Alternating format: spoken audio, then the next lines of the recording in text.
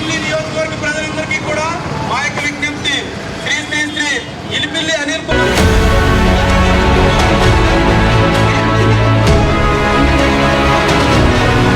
అందరికీ నమస్కారం అండి.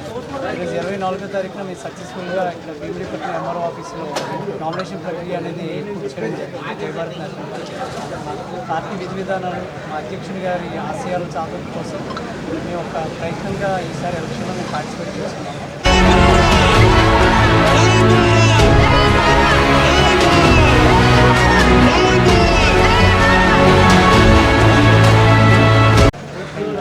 పార్టీ ప్రకారంగా కాకపోయినా ఇక్కడ లోకల్గా ఉన్న నేను నెక్స్ట్ ఇక్కడ ఉన్న లోకల్ ఇష్యూస్ని చాలా బాగా అడ్రస్ చేయగలుగుతారని, అలాగే స్థానికంగా ఉన్న వాళ్ళని ఆదరిస్తారని నేను ఖచ్చితమైన నమ్మకంతో ఉన్నాను.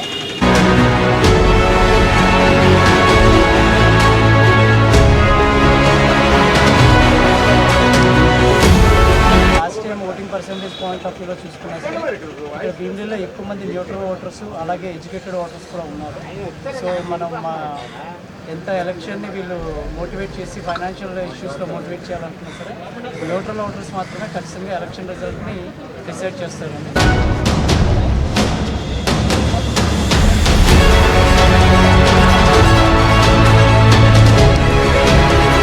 న్యూట్రల్ ఓటర్స్ అనేవాళ్ళు ఖచ్చితంగా మా పార్టీకి ముక్కు చూపుతారని, మాకు ఓటు వేసి గెలిపిస్తారని మేము ఖచ్చితమైన నమ్మకంతో ఉన్నాము.